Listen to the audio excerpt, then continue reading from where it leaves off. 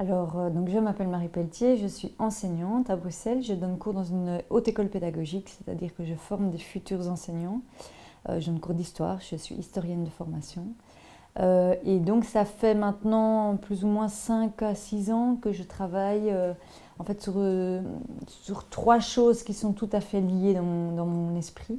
C'est le complotisme, les questions de propagande et de désinformation, et les questions aussi de lutte contre le racisme. Parce qu'en fait, les théories du complot et la propagande, c'est aussi des discours qui véhiculent des paroles racistes. Et donc pour moi, c'est vraiment intrinsèquement lié.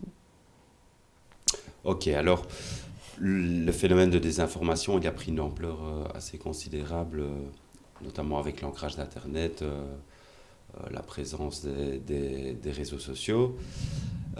Et chacun peut jouer un rôle en diffusant des contenus euh, et qui peuvent entretenir une confusion lorsqu'on relaie des rumeurs ou qu'on véhicule des thèses complotistes. Alors on parle souvent en plusieurs termes, la post-vérité, les fake news, on parle d'intox, de hoax, de conspiration, de théorie du complot. Il y a de quoi un peu s'y perdre. Alors au sein de cette confusion, commençons par définir de quoi parle-t-on et dans quelles circonstances. C'est une très bonne question parce qu'en fait, pour le moment, notamment dans la manière dont on parle de ces questions dans les médias, on mélange un peu tout. Il y a ce qu'on appelle les fake news. Moi, c'est un terme avec lequel j'ai beaucoup de difficultés parce que c'est un terme dans lequel on peut mettre beaucoup de choses et on voit bien qu'actuellement, tout le monde s'accuse mutuellement de fake news. Et donc c'est devenu un peu un outil pour discréditer la parole de l'autre. Normalement, une fake news, c'est une fausse information, mais on voit bien qu'aujourd'hui, on n'arrive plus vraiment à s'entendre sur ce qu'est une bonne information. Et donc, à mon sens, il faut prendre le problème en amont. Et c'est pour ça que moi, je parle plutôt de complotisme de manière générale et je parle souvent d'imaginaire du complot. C'est-à-dire d'un imaginaire collectif, d'une espèce d'ambiance collective dans laquelle on est tous embarqués, qui correspond à un climat de défiance très grande, une défiance à l'égard des institutions démocratiques notamment, défiance envers les politiques, défiance envers les médias, et une défiance de manière plus générale envers la parole de l'autre. On ne se croit plus mutuellement. Et donc, les différents acteurs sur le net balancent des contenus, des vidéos, des images pour prouver que ce que l'autre dit n'est pas vrai. Donc, on est en fait dans une période où on est très obsédé par la question de la vérité et du mensonge. Et selon moi, quand on reste dans cette question vérité-mensonge, donc dans la question fake news ou bonne information, on prend le risque de passer à côté du fond du problème, qui à mon avis est plutôt pourquoi est-ce qu'on en est arrivé à un tel climat de défiance aujourd'hui et pourquoi est-ce que notamment les institutions démocratiques sont tellement remises en question. Ça, je pense que c'est une des vraies questions à laquelle il est intéressant de répondre. Pourquoi justement est-ce que vous avez une réponse par rapport... est-ce qu'il y a un contexte de société qui favorise ces phénomènes? Alors oui, clairement. Et c'est ça qu'à mon avis, il faut redire et réexpliquer. C'est qu'en fait, ça ne vient pas de nulle part, ce climat-là. C'est un climat progressif qui s'est installé depuis l'entrée dans les années 2000 environ, si on remonte vraiment le début de la séquence. Alors évidemment, le web a beaucoup contribué à ça. Le format web, l'horizontalité. Une des choses du web, c'est que tout le monde est mis sur un pied d'égalité en quelque sorte. Tout le monde peut mettre sa propre vidéo, son propre discours en ligne. Et puis aussi le fait que le web a été très vite perçu comme un outil de diffusion et de propagande justement par certains acteurs politiques. Je pense notamment à l'extrême droite qui a très très vite compris dès le début des années 2000 que le web était maintenant le nouveau terrain de jeu, et plus que terrain de jeu, terrain d'action pour diffuser ses idées. Et en fait qui a pris un temps d'avance sur les acteurs démocratiques, on va dire, pour répandre notamment les idées racistes et les idées antisémites. Donc il y a eu donc l'arrivée du web a forcément contribué à ça. Et puis plus largement, il y a une séquence politique que moi j'ai fait remonter au 11 septembre 2001. Le 11 septembre 2001 qui a été un gros événement hyper traumatisant, sur lequel est venue se greffer sur le web toute une série de discours et de contre-discours. C'est-à-dire que quand on reprend les premières grosses théories du complot de ces dernières années, elles parlent du 11 septembre 2001. Ce sont les théories conspirationnistes autour du 11 septembre 2001 qui disent en gros c'est un coup monté de la CIA, c'est pas vraiment un attentat, etc. Et donc c'est intéressant de voir que à partir de cet événement traumatisant, il y a eu en fait une espèce de structuration entre ce qui serait le récit officiel sur l'événement, donc le récit qui est donné par les médias, les politiques, les acteurs de terrain de manière générale, et ce qui serait le récit alternatif, donc des acteurs qui proposent une autre version de ce qui s'est passé. Et ça a créé une espèce de polarisation qui a vraiment perduré sur le web. Et maintenant, qu'est-ce qu'on voit? C'est qu'à autour de chaque événement un peu traumatique, particulièrement autour des attentats, on voit cette même structuration se remettre en place. Donc, le discours officiel, qui condamne l'attentat, etc. Et puis, un discours qui se prétend un discours de réinformation, qui dit non, en fait, c'est pas nous, on va vous dire la vraie vérité sur ce qui s'est passé. Et ça, c'est généralement un discours complotiste. Mais donc, ça s'est mis en place progressivement avec quelques balises historiques, notamment après le 11 septembre 2001. Il y a eu aussi l'intervention en Irak en 2003, avec pour ceux qui ne connaissent pas ce qui s'est passé en 2003, c'est des Américains qui ont décidé d'envahir l'Irak et donc de faire tomber Saddam Hussein. Le problème étant que les États-Unis ont utilisé un faux prétexte pour cette invasion, qui était d'accuser Saddam Hussein de détenir des armes de destruction massive. On sait aujourd'hui que ce n'était pas vrai, et on l'a su très vite en fait que ce n'était pas vrai. Et en fait, je donne cet événement-là parce que ce sont des événements qui ont renforcé la défiance. On dit, mais vous voyez bien, on a la preuve qu'on nous ment. Même le président des États-Unis est prêt à nous mentir, à nous jurer un truc qui est faux. Et donc, certains acteurs de propagande, certains acteurs projet d'extrême droite ont utilisé ça pour dire, vous voyez bien qu'ils vous mentent, donc nous, on va vous dire la vraie vérité, entre guillemets. Le problème étant que leur vraie vérité est un discours qui véhicule une idéologie souvent problématique, souvent avec de la haine raciste, souvent avec du soutien au régime autoritaire, etc. etc. Ok, donc quelles sont exactement les motivations et intentions de ceux qui diffusent ce type de théorie? Les motivations, elles sont multiples, mais donc il y a pour moi quand même essentiellement une motivation idéologique et politique qu'on ne doit vraiment pas sous-estimer. Les théories du complot, on a parfois tendance à prendre ça comme quelque chose d'un peu farfelu. C'est pas quelque chose de farfelu en fait, c'est une vraie vision politique, c'est une parole politique.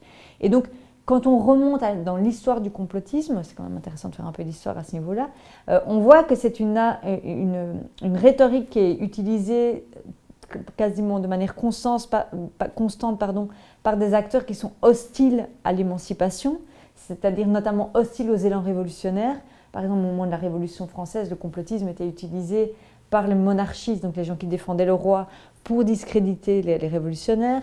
Même chose au moment de la Révolution russe au début du XXe siècle, avec ce fameux protocole des sages de Sion, qui revient d'ailleurs maintenant actuellement comme texte, qui est en fait un faux qui avait été commandé par la police du tsar, parce qu'ils sentaient que les révolutionnaires étaient en train d'arriver pour essayer de discréditer encore une fois l'élan révolutionnaire en disant en fait c'est un plan de conquête juive du monde, etc.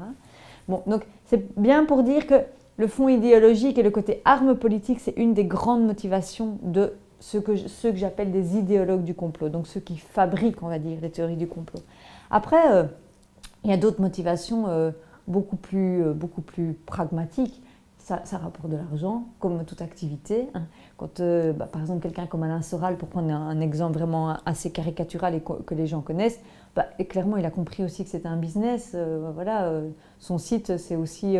maintenant, il fait payer ses vidéos, et puis il a plein de gadgets en ligne à vendre. Donc, il y a aussi l'aspect financier, il y a l'aspect aussi gloriole personnel. Enfin, il y a plein d'autres paramètres. Il y a aussi le fait qu'à un moment donné...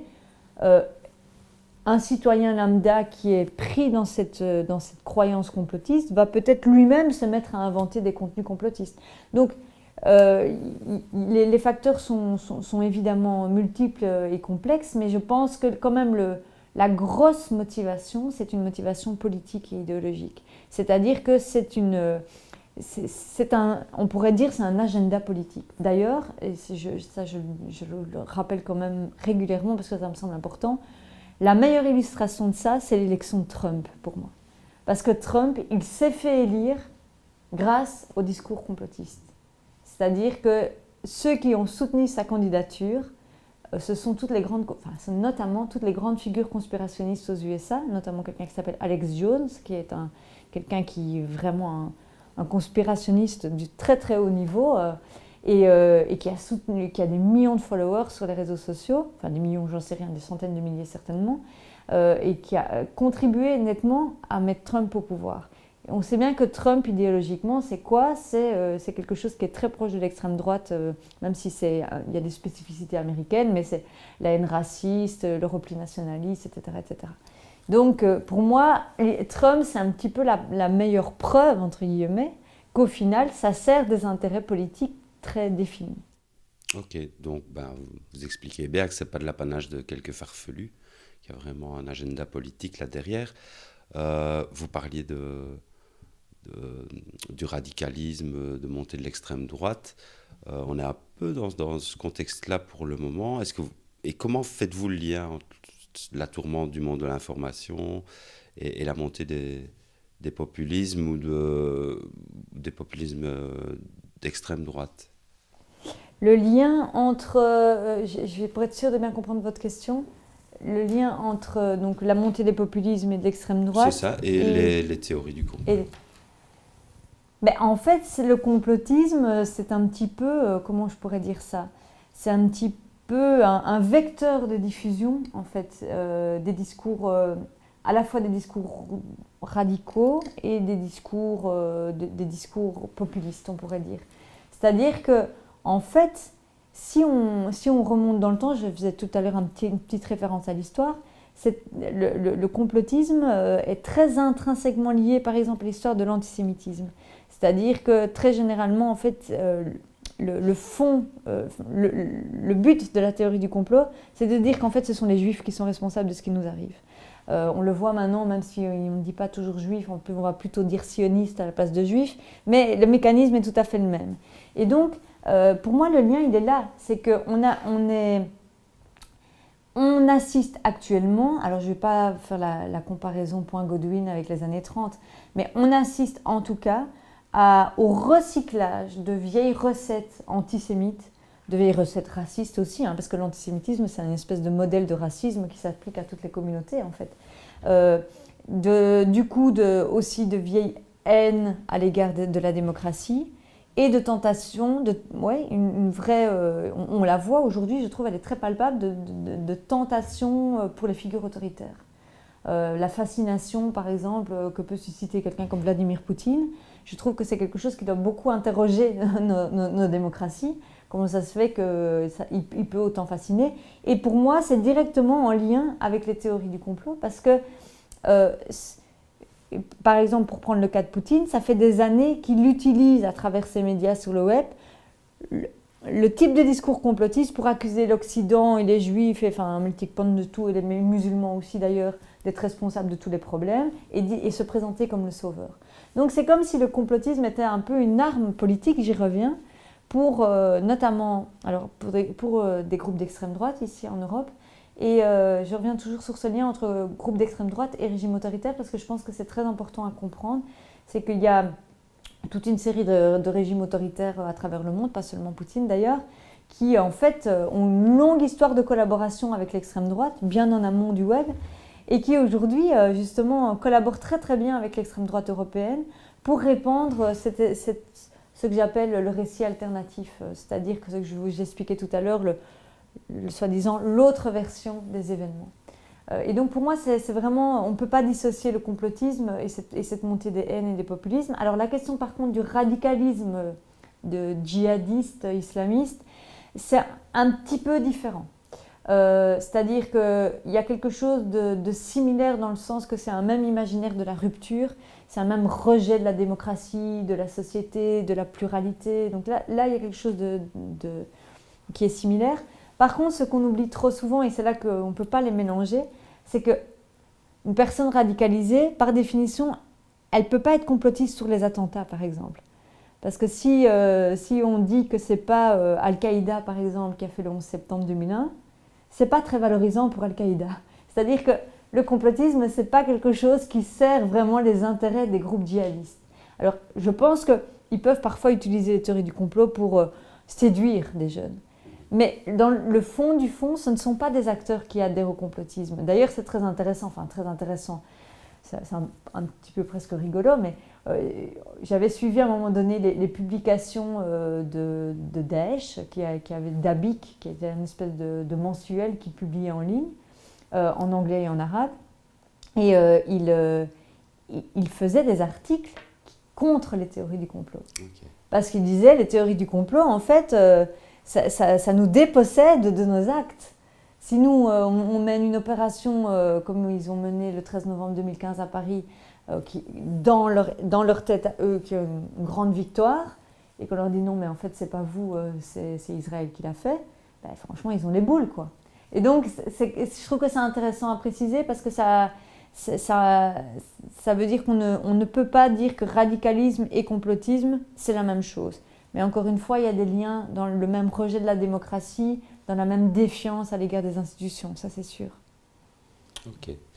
Alors parlons un peu des mécanismes, des ressorts qui sont constants dans les théories du complot. D'abord, à quel sentiment ça fait appel chez le public ? Mais ça fait appel à, je pense notamment, je dirais à deux choses principalement. D'abord, à quelque chose qui vient flatter le narcissisme quand même. C'est-à-dire, on est dans un monde assez complexe, où pas mal de gens sont perdus, et arriver avec un discours qui dit « je vais t'initier à une vérité cachée, je vais t'expliquer c'est qui en fait les vrais coupables de ton malheur ou des injustices, etc. » Ça a quelque chose de séduisant et de valorisant. Et je le vois souvent dans mes conférences notamment parce qu'évidemment il y a régulièrement des personnes prises dans la rhétorique conspirationniste qui viennent dans mes conférences un petit peu m'attaquer, entre guillemets. Et c'est toujours très frappant, c'est cette posture que ça vient de leur donner. Comme si, voilà, entre guillemets, ils me prennent de haut parce que vous n'avez rien compris. Moi, la vérité, je la sais. Donc je pense que ce ressort flatteur, narcissique, qui revalorise en quelque sorte, c'est un vrai moteur. Je pense aussi que par ailleurs, ce qu'on sous-estime, c'est que le complotisme ou le discours alternatif, c'est aussi un marqueur d'adhésion. C'est-à-dire, c'est aussi une appartenance collective à un groupe plus large. On le voit aujourd'hui, par exemple, dans le mouvement des Gilets jaunes. Je ne réduis pas les Gilets jaunes en disant qu'ils sont tous complotistes, etc. Mais il est évident, pour passer énormément de temps sur leur page, que les rhétoriques complotistes, ils circulent beaucoup. Et je pense que c'est notamment parce que ça donne l'impression, en tout cas, d'avoir un récit commun sur les événements, justement. Quand eux, par exemple, dans ce mouvement ou dans un autre mouvement, ont l'impression de subir, et d'ailleurs à raison, une répression injuste, etc., si quelqu'un arrive avec une théorie du complot qui donne une espèce d'explication à ça, une explication un peu facile, on va dire, forcément, c'est un marqueur d'identification. Et donc, il y a aussi, je pense, cet aspect collectif du complotisme. Ça, c'est comme une adhésion à un club, j'ai envie de dire. Soral et Dieudonné, par exemple, ont très vite compris ça. Que c'était comme une espèce de marque de fabrique, hein, ils ont appelé ça la dissidence sur le web, qui faisait que des gens isolés un petit peu partout en France, en France et ailleurs d'ailleurs, se sentaient tout d'un coup appartenir à une même famille. Et ça, je pense que ça traduit aussi une grande demande de collectif actuel. Et encore une fois, là, je fais un petit lien avec les Gilets jaunes, parce que pour moi, les Gilets jaunes, c'est aussi un des symptômes de cette soif de collectif. Les gens ont besoin de se retrouver. Et le complotisme, c'est une mauvaise arme et tout, évidemment, vous avez bien compris que ce n'est pas quelque chose que je prône loin de là, mais a un peu cet avantage-là. On croit à la même chose, c'est comme une espèce de nouvelle croyance commune.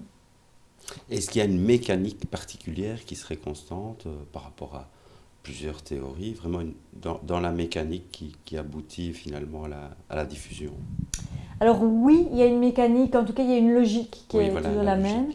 C'est-à-dire que le complotisme, c'est la croyance en fait que le récit qu'on nous donne sur un événement, donc par exemple ce qu'on raconte sur un événement dans les médias, est en fait le fruit d'une mise en scène. Donc en fait, c'est la croyance en une forme de scénarisation. Donc le complotisme va beaucoup s'attacher à traquer les détails techniques qui seraient les preuves que c'est une mise en scène. C'est pour ça que, par exemple, sur les attentats, le complotisme va beaucoup s'attacher à regarder qu'est-ce qui ne colle pas à la version officielle. Rappelons-nous, au moment de Charlie, par exemple, les complotistes étaient obsédés par le fait qu'il y aurait eu un rétroviseur qui change de couleur. Et donc, ce serait la preuve du complot. Mais donc, ça veut bien dire qu'ils traquent. Pour le 11 septembre aussi, les conspirationnistes du 11 septembre 2001, ils sont obsédés par les questions techniques. Pourquoi tel tour est tombé de telle manière, etc. Donc, un argumentaire très technique pour traquer les preuves de la mise en scène, traquer les preuves que c'est faux, ce qu'on nous a dit. Et la deuxième phase, c'est qu'une fois qu'on a prouvé que c'était faux, enfin dans leur tête évidemment, ou que c'était une mise en scène, on doit désigner qui sont les coupables derrière ça. Et donc il y a toujours la désignation après des responsables cachés, des intérêts cachés que cela sert. Et c'est là qu'on en revient, j'y reviens parce que ça me tient à cœur et que je trouve que c'est très important à rappeler, à la dimension raciste et antisémite notamment. Parce que c'est, voilà, les théories du complot sur Charlie, par exemple, que j'ai beaucoup suivies à ce moment-là, clairement, c'était, par exemple, elle disait, il y a des choses parfois un peu marrantes, elle disait que le périmètre de sécurité autour de Charlie avait comme par hasard la forme de l'État d'Israël. Et donc, voilà, bon, en plus, ce qui n'a pas beaucoup de sens en soi, mais donc ça veut bien dire que ça sert quand même toujours au final à dire, vous voyez les coupables, voilà les coupables cachés, et les coupables en fait sont désignés d'avance. Alors c'est évidemment, comme c'est une rhétorique qui est très liée à l'antisémitisme, quand même c'est souvent les juifs, hein, on ne va pas se mentir, qui sont les coupables cachés, mais ça peut aussi bien sûr être utilisé au service d'une rhétorique raciste à l'égard d'autres minorités, comme par exemple à l'égard des musulmans. On a maintenant toute une série de théories du complot islamophobes. Par exemple, la théorie du grand remplacement, je ne sais pas si vous en avez déjà entendu parler. Ça, c'est typiquement une théorie du complot islamophobe qui dit qu'en fait, les musulmans qui sont là ont un projet d'islamisation de l'Europe, etc. En fait, c'est exactement, pour moi, c'est l'équivalent des théories du complot classiques antisémites, simplement appliquées à une autre minorité. Et donc ce fond de désignation des coupables et aussi de s'attaquer aux minorités, ça je pense que c'est important à dire. Les juifs, les homosexuels, les juifs, les musulmans, les homosexuels aussi. C'est régulièrement les théories du complot véhiculent des clichés sexistes, homophobes. Et donc il y a ce vrai fond idéologique qui désigne des cibles minoritaires. Et on le voit malheureusement, je prolonge un petit peu votre question, mais on voit malheureusement que ça a des conséquences dans le réel. Très clairement, par exemple, ces derniers mois, la multiplication des actes homophobes, c'est quelque chose qui est très frappant, des violences homophobes. Statistiquement, elles sont en train d'exploser par rapport à ces dernières années, donc on est en recul. Alors, je ne dis pas que c'est à cause des théories du complot, je ne fais pas de simplisme, mais je pense quand même que ce type de discours a contribué à libérer une parole raciste, islamophobe, homophobe, etc. Ça, c'est clair. Merci. Alors, j'en reviens à... Vous parliez tantôt des gens qui subissent un peu l'oppression d'un système. Est-ce qu'il n'y a pas un risque que les critiques de système ou que les contre-discours soient plus facilement écartés sous prétexte d'alimenter le complotisme? Par exemple, moi j'entends souvent, on entend de plus en plus le discours politique qui qualifie de fake news les arguments des adversaires, etc. Alors, tout à fait. Ça, c'est le grand problème et c'est la grande impasse de la lutte contre le complotisme. C'est qu'en fait, hélas, justement, vu que c'est une arme politique aussi, on peut la retourner à son avantage. Et donc, l'anticomplotisme peut être une manière de faire taire une critique, en effet. Et d'ailleurs, pour la petite histoire, parce que vous rappelez à juste titre que maintenant on utilise l'expression fake news pour en fait discréditer la critique politique. Pour la petite histoire, c'est Trump qui a banalisé l'expression fake news. Je trouve que c'est quand même très important à rappeler. C'est lui qui c'est pas lui qui l'a inventé, hein, mais c'est lui qui l'a banalisé quand, en fait, à chaque fois qu'il y avait une critique d'un journaliste, il disait fake news. Donc, il accusait les médias de mentir. Et maintenant, on le voit dans le débat public à outrance. Hein. On est rentré dans ce que j'appelle l'ère du discrédit. C'est-à-dire que plutôt que de débattre du fond, on discrédite l'adversaire en l'accusant de complotisme, de fake news, etc. Et en fait, c'est de la confusion la plus générale. Donc oui, il y a un vrai risque de ça. C'est pour ça que moi, par exemple, à titre personnel, je veux tout à fait rester indépendante dans mon travail. C'est notamment à cause de ça. c'est parce que c'est des questions sur lesquelles, dès qu'il y a récupération, notamment politique, en fait, on devient tout à fait contre-productif. Et il faut absolument travailler en fait sur les deux plans à la fois. C'est la grande difficulté dans laquelle personnellement je me trouve. C'est à la fois être très très clair sur la lutte contre le complotisme et en même temps être très très clair aussi sur le fait qu'on doit absolument réinstaurer les conditions d'un vrai débat de fond sur les questions de société. Un vrai débat où on ne s'attache pas directement à qualifier celui qui n'est pas d'accord de menteur, de manipulateur ou de complotiste. Et inversement, hein, parce qu'en fait le discrédit actuellement il est bilatéral, il est dans tous les sens. Donc oui, il y a un risque de ça, et il y a un grand risque dans la lutte contre le complotisme que ce soit instrumentalisé par des personnes qui simplement s'en servent pour asseoir leur domination, très clairement. Alors nous, on travaille avec les jeunes, on les rencontre, et on entend souvent dire dans l'entourage que les jeunes sont plus facilement séduits par les théories du complot. Comment est-ce que vous percevez les choses ? Alors c'est à la fois vrai et pas vrai. C'est un discours qui, moi, souvent m'agace, parce que d'une part parce que j'aime beaucoup les jeunes, vu que je suis prof évidemment, et que je trouve que c'est un petit peu injuste de dire toujours que c'est un problème de jeunes, et qu'en plus je ne trouve pas ça tout à fait exact. Parce que ce qui se passe, c'est qu'un jeune, et c'est normal, un adolescent notamment, a parfois moins de balises politiques, et parfois un peu plus crédule. C'est normal, j'ai envie de dire. Moi, un jeune qui a un discours conspirationniste, je ne vais pas lui en vouloir, j'ai envie de dire. Parce non, parce que... Et qu'est-ce qu'on peut faire ? Ils sont encore outillés. Mais en tout cas, ce que je voulais dire, c'est que donc, on peut justement, effectivement, avec des jeunes, je pense qu'on peut encore déconstruire. Et c'est là, à mon avis, l'enjeu spécifique avec la jeunesse. Donc, il n'y a pas... En fait, pour reprendre ce qu'on disait juste avant, c'est pas vrai que c'est un problème de jeunes. C'est un problème aujourd'hui qui touche absolument toutes les générations. Je peux vous dire que les vieux conspirationnistes, les vieux, je les vois à mes conférences. Donc, des vieux monsieur qui sont complètement dans les théories du complot. C'est pas pour faire des clichés sur les vieux, mais c'est pour dire que c'est tous les âges. Mais avec les jeunes, à mon avis, la grande différence et la grande opportunité, c'est qu'on peut encore... travailler sur la déconstruction, ce qui est beaucoup plus compliqué pour un adulte affirmé qui a quelque chose de construit idéologiquement dans sa tête. Et là c'est beaucoup plus rigide, j'ai envie de dire. Un jeune, souvent quand je discutais avec des adolescents qui avaient des croyances complotistes, en quelques minutes de discussion, ça tombe. C'est-à-dire, quelques minutes parce que je connais ces questions évidemment, et donc j'arrive un petit peu à toucher les points... à essayer de déconstruire avec eux de manière pertinente, on va dire. Mais quand je dis quelques minutes, j'exagère peut-être, mais même pas tellement. C'est-à-dire qu'on sent que c'est plus une posture souvent. Voilà, ils ont vu ça sur Internet. Encore une fois, marqueur d'appartenance, mes copains disent la même chose. Mais il n'y a pas toujours, en tout cas, alors il peut y avoir des jeunes qui sont vraiment embarqués complètement dans la rhétorique conspirationniste. Mais je remarque quand même très souvent, c'est assez superficiel. Et donc, ce qu'on peut faire avec eux, moi je pense déjà qu'il faut parler de tout ça. Il ne faut pas éviter ces questions. Moi, je me rappelle qu'au moment de Charlie, je parle toujours de Charlie parce que j'avais publié ma première étude sur le complotisme à ce moment-là. Et donc, du coup, je suis allée dans plein d'écoles parler avec des jeunes. Et c'était très frappant parce que les théories du complot étaient massives après Charlie. Mais massives. Parce que Charlie, c'est un truc que je n'ai pas dit, mais c'était un symbole très fort. Et plus on touche à des symboles forts, plus les théories du complot prospèrent. Parce qu'elles veulent casser le symbole, en fait, les théories du complot. Et donc Charlie, comme c'était un symbole très fort en termes de type de presse, etc., et puis toute une rédaction tuée, quand même, c'est quand même tout ça est très traumatisant pour tout le monde, en fait. Et donc je pense que c'est aussi une manière d'essayer de sortir du traumatisme.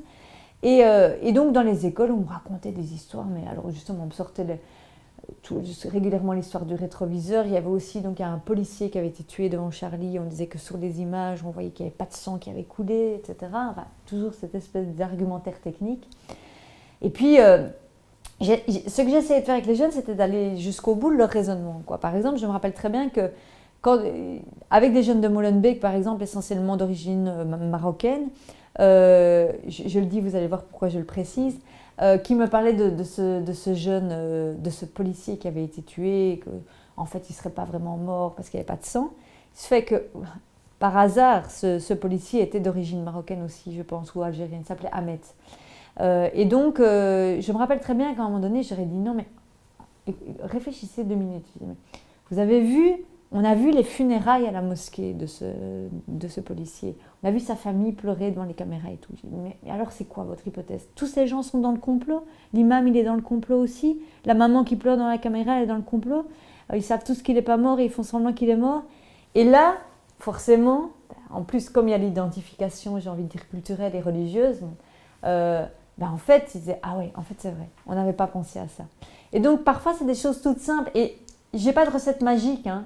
C'est parfois simplement un peu de bon sens et un petit peu ramener aussi à la réalité. Parce que le côté aussi très problématique du discours conspirationniste, c'est qu'il est très déshumanisant. Justement, il ne s'occupe plus des victimes, il ne s'occupe plus de Ahmed le policier et sa famille. Simplement, il parle d'Illuminati ou d'Israël, etc.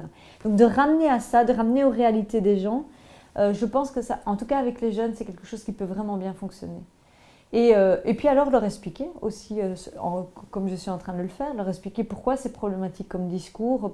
Je pense qu'on ne doit pas éviter ces questions et on ne doit pas non plus être trop, faut à la fois dialoguer, mais pas être trop condescendant non plus. Je pense qu'à un certain moment, on doit pouvoir dire non, ça par exemple, ça, c'est une ligne rouge, on n'a pas le droit de dire ça. Je pense notamment ici au discours négationniste et révisionniste parce que malheureusement, les théories du complot, elles peuvent conduire aussi à ce type de discours-là. Et donc, il faut à la fois faire de la pédagogie, discuter, et en même temps, je pense aussi être prêt à remettre certaines balises, en disant non, ça, en démocratie, ça, c'est indéfendable comme vision du monde, par exemple.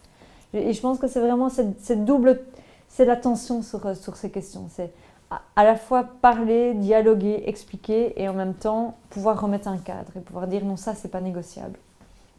Ok. Et alors, concrètement, mais de manière un peu plus générale, pour un jeune, quelles seraient les questions qui sont intéressantes à se poser quand il reçoit une information, je vais dire alternative, ou en tout cas qui circule hors des circuits officiels, ou des circuits classiques, je vais dire. Ouais. Mais justement... Qu'est-ce que vous préconisez comme question à se poser? Je suis historienne, moi, et en histoire, on fait beaucoup ce qu'on appelle la critique des sources. Les jeunes connaissent sans doute ça parce que c'est quelque chose qui se pratique dans les cours d'histoire. Quand on a ce qu'on appelle une trace du passé, donc un document historique, on doit se demander qui me parle, pourquoi il me dit ça, quand est-ce que ça a été fait, etc. Ce qu'on appelle la carte d'identité d'un document. C'est un outil qu'on utilise souvent en cours d'histoire, en école secondaire notamment, même à l'école primaire. Mais en fait, je crois qu'il faut faire rien d'autre que ça. C'est un des meilleurs outils. En fait, le problème, c'est que souvent, on ne se pose pas, et ce n'est pas seulement les jeunes d'ailleurs, hein, on ne se pose pas la question de l'origine de l'information, du contenu. Donc, mais qui a fait cette vidéo en fait? Pourquoi? Quels sont ses intérêts? Quand est-ce que ça a été fait? Parce qu'il y a aussi souvent le problème d'aller chercher des choses antidatées, donc avec une date qui n'a rien à voir. Où est-ce que ça a eu lieu? Parce que là aussi, on utilise, moi je l'ai vu pour la Syrie, j'ai beaucoup travaillé sur la Syrie, on utilise des photos du Yémen pour parler de la Syrie et vice-versa, on utilise des photos de la Syrie pour parler de la Palestine, enfin bon, c'est le bordel dans tous les sens. Et donc il faut s'interroger, il faut être très rigoureux sur les sources et être particulièrement vigilant, à mon sens, au format image et au format vidéo. Parce que le discours conspirationniste se véhicule énormément sous la forme de vidéos et d'images, un peu les images choc avec un slogan qui donne une explication facile et binaire.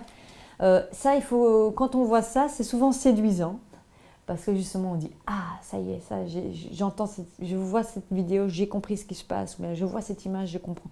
Mais quand on se dit ça, méfions-nous. Si on se sent trop flatté dans ce qu'on pense déjà, c'est ce qu'on appelle le biais cognitif aussi, hein. C'est quand quelque chose qui confirme ce qu'on pensait déjà avant, donc qui nous flatte en quelque sorte dans notre narcissisme. Il faut être d'autant plus méfiant. Et donc, je pense que c'est simplement, là pour le coup, un petit peu de rigueur intellectuelle à avoir. Quand je dis intellectuelle, c'est simplement de pouvoir se poser la question sur l'origine de l'information. Et il y a quand même toute une série d'outils maintenant qui sont proposés.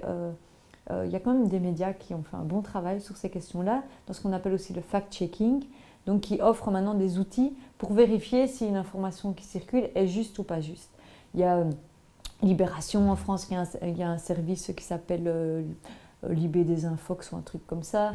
Il y a les décodeurs du monde, il y a maintenant, quasiment tous les médias maintenant ont un service qu'on appelle un service de fact-checking, c'est-à-dire que ce sont des services auxquels on peut envoyer une question en disant voilà, j'ai vu ça circuler sur le net, est-ce que vous pouvez m'aider à authentifier cette information? Et donc, ce sont des journalistes maintenant qui se consacrent uniquement à ça, à vérifier, par exemple, quand une vidéo circule, d'où elle vient, avec les méthodes journalistiques classiques, quoi, essayer de faire remonter la source.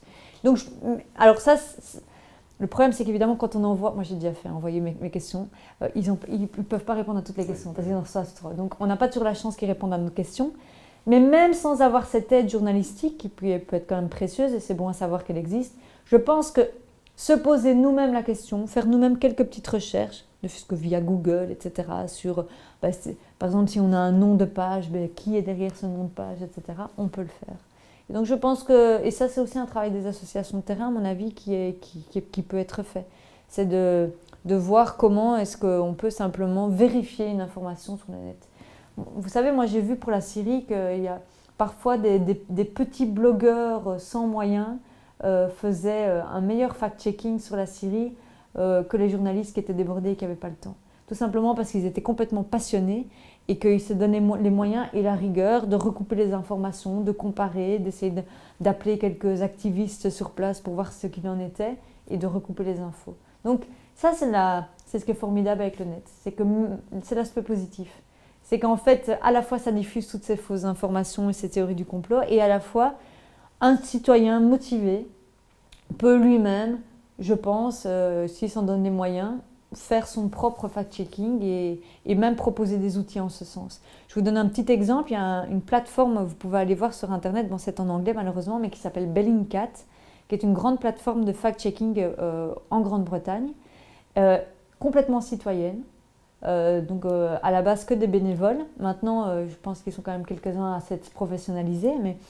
Et celui qui a inventé Bellingcat il y a quelques années, c'était un petit blogueur anglais de Londres qui a commencé à s'intéresser justement à ce qui se passait en Syrie. Je prends l'exemple de la Syrie parce que je le connais bien et c'est en plus un exemple sur lequel il y a eu beaucoup de théories du complot.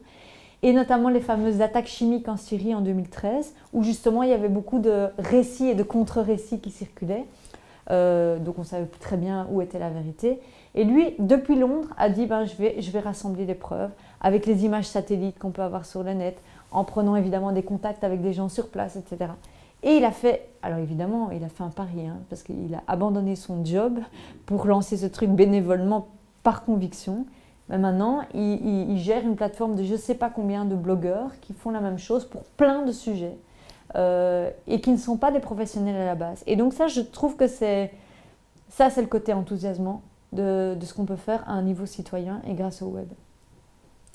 Oui, on parle justement de journalisme classique. Moi, j'avais envie de vous poser la question de la responsabilité des médias, que je qualifie de classique, dans ce qui alimente la méfiance du public, que je trouve plus présente qu'auparavant envers ce type de journalisme. Et vous parliez justement des formules un peu simples, des gros titres, des phrases chocs, des articles, des reportages de plus en plus courts qui font mouche, avec beaucoup l'image qui a pris une part super importante. Est-ce qu'il est possible de réhabiliter l'info et les phénomènes dans leur complexité pour qu'ils soient accessibles, qu'ils soient quand même accessibles à un public non averti? C'est la grande difficulté actuelle qu'ont les médias. Pour le moment, je parle énormément avec des journalistes et quand je dis ça, je ne parle pas des interviews que je leur donne, mais j'en parle en off avec eux de comment faire aujourd'hui, parce qu'ils sentent bien que la défiance est très forte à leur égard. Ils sentent bien aussi, pour la plupart d'entre eux, que les médias ont une responsabilité, évidemment, parce que, comme vous dites, il y a eu la dérive du buzz, du clic. En fait, les mêmes dérives en miroir que ce que j'ai dit sur le complotisme, on les a vues aussi dans les médias généralistes, on va dire. Une tendance de plus en plus à imiter le format complotiste, entre guillemets, c'est-à-dire le format image, les petites vidéos très courtes. Moi, je le vois bien, c'est un truc qui tue la parole des chercheurs. Quand j'ai une longue interview à France Culture et qu'ils en font une petite vidéo d'1 minute 30 sur les réseaux sociaux, moi ça bousille mon travail. Parce que ça fait évacuer toute la nuance, toute la complexité, etc. Et en même temps, je comprends pourquoi ils le font. Parce qu'ils disent, mais comment voulez-vous, si on veut lutter contre les discours, la désinformation, on est obligé d'être à armes égales. Et donc, je ne dis pas ça je ne suis pas une avocate des journalistes. Si vous me suivez un petit peu dans mon travail sur les réseaux sociaux, je les critique très régulièrement. Mais en même temps, je pense qu'il faut prendre la mesure de la difficulté vraiment dans laquelle ils sont actuellement. C'est-à-dire qu'à la fois, ils sentent qu'une grande partie des citoyens ont une très grande défiance à leur égard. Et donc, ils ne sont pas bien accueillis, pour être clair, dans beaucoup d'endroits. On l'a vu avec les Gilets jaunes notamment, il y a eu des attaques physiques même. Donc c'est quand même pas évident. Ils essayent de se remettre en question et en même temps, on leur donne un petit peu des injonctions paradoxales. C'est-à-dire qu'on leur demande de faire du fond, etc. Et en même temps, ils n'ont pas forcément les moyens. Et en même temps, les gens ne prennent pas forcément le temps pour les sujets longs non plus. C'est comme si on leur demandait un petit peu de répondre à tous les problèmes actuels. Donc je pense qu'ils doivent prendre leur part. Je crois que honnêtement, il y a, pour ceux que j'observe à mon petit niveau à moi, ces derniers mois et encore plus ces dernières semaines, il y a du chemin qui est fait dans les médias. C'est-à-dire qu'ils réfléchissent beaucoup. Et déjà rien que ça, c'est pas mal. Ils essayent de se remettre en question dans leur pratique.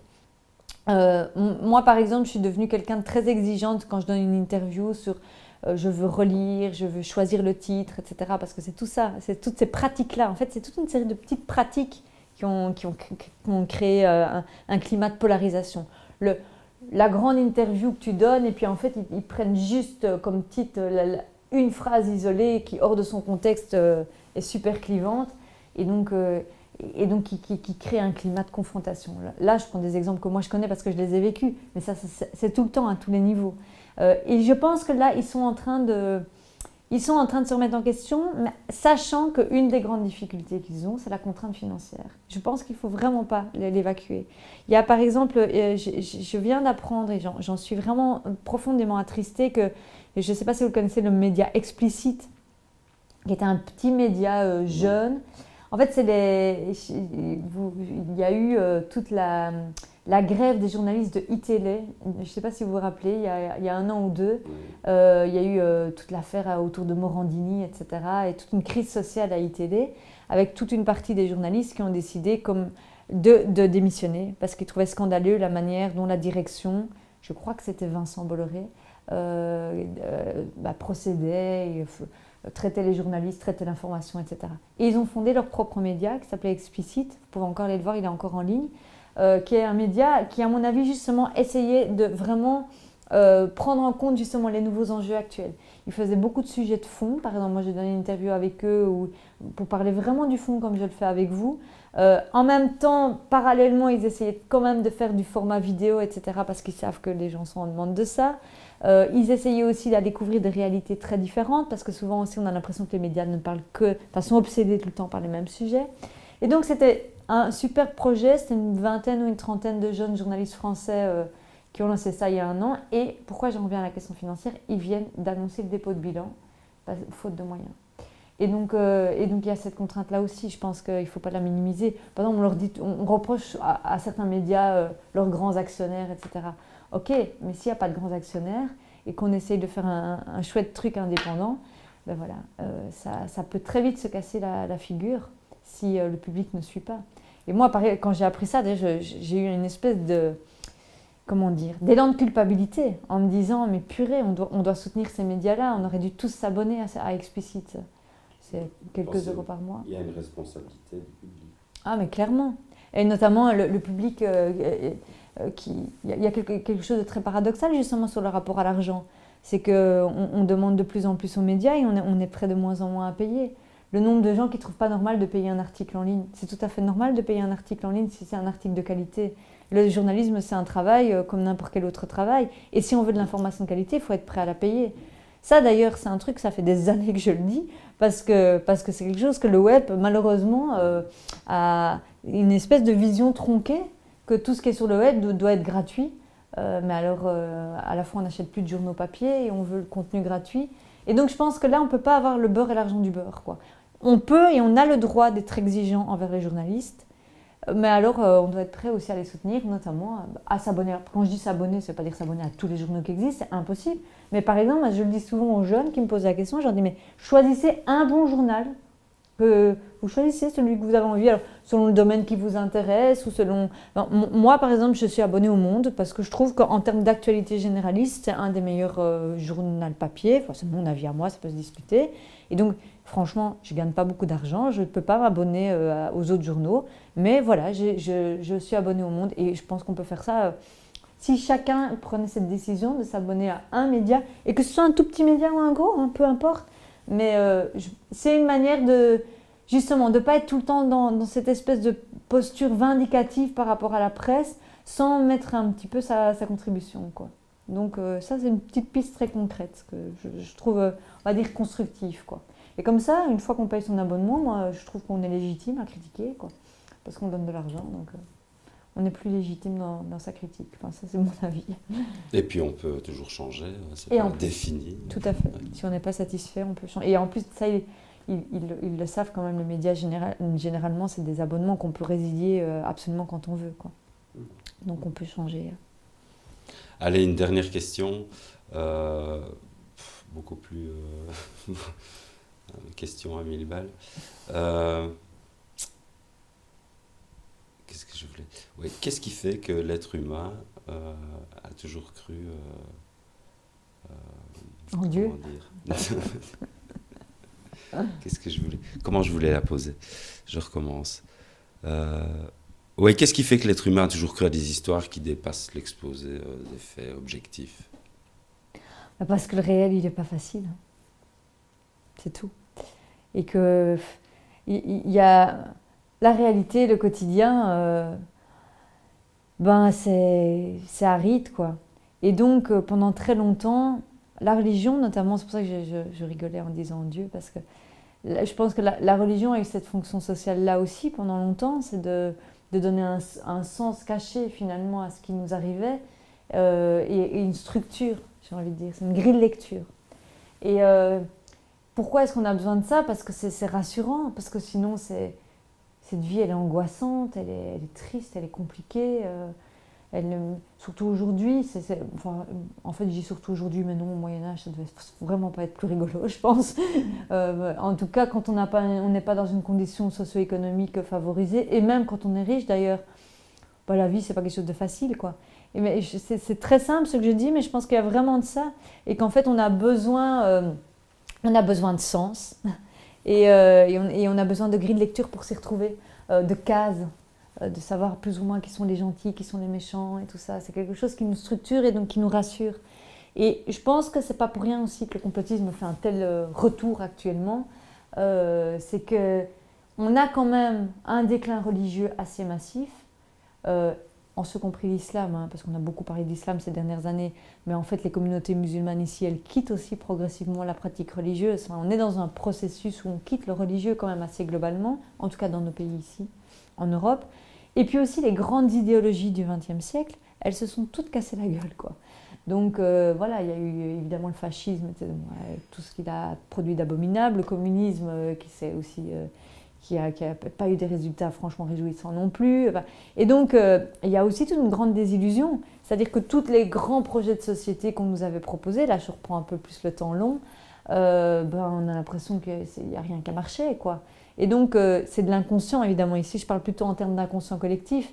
Mais moi, je comprends. C'est pour ça que c'est là que je suis parfois un peu en porte-à-faux avec certaines personnes qui travaillent sur les mêmes questions que moi. C'est que le désir de croire en quelque chose, moi, je le comprends très bien. Très, très bien. Ça ne justifie pas qu'on croit n'importe quoi. Mais le désir qui est derrière, je trouve qu'il est légitime et qu'il est profondément humain. Et que justement, ça nous renvoie aussi au fait que peut-être on est une société qui ne propose plus de belles utopies. On a besoin d'utopie, quoi. On a besoin, quand je dis utopie, c'est besoin d'un idéal de société à poursuivre, quoi. Et forcément, si on n'a plus la Bible, si on n'a plus le... Comment ça s'appelle, le truc de Marx, là si on n'a plus de livre de référence, à quoi se raccrocher? Et je peux comprendre. Et quelqu'un comme Soral, par exemple, il a très bien compris ça. Et il se présente un nouveau gourou, quoi, c'est tout. Et je pense que c'est ça aussi un nouveau succès des gourous contemporains. D'ailleurs, qui ne se voient pas que dans le domaine du complotisme, aussi un petit peu, on n'a pas eu l'occasion d'en parler, mais ce qu'on appelle les médecines alternatives et tout ça, là aussi, il y a beaucoup de mécanismes de croyance qui se répandent, et avec aussi des conséquences politiques problématiques. Par exemple, on n'a pas le temps d'en parler, mais à l'égard des vaccins, etc. Et donc, voilà, je pense que c'est simplement, ça fait partie de l'être humain, quoi, et que c'est à ça aussi qu'il faut répondre. Les gens ont envie de croire en quelque chose, et qu'est-ce qu'on va leur proposer? Parce que je pense que si on n'a que la société de consommation comme horizon, ça va être un peu court. Et on voit que c'est un peu court aujourd'hui. Donc voilà. Réhabilitons les utopies. Oui, tout à fait, tout à fait. Merci Marie Pelletier.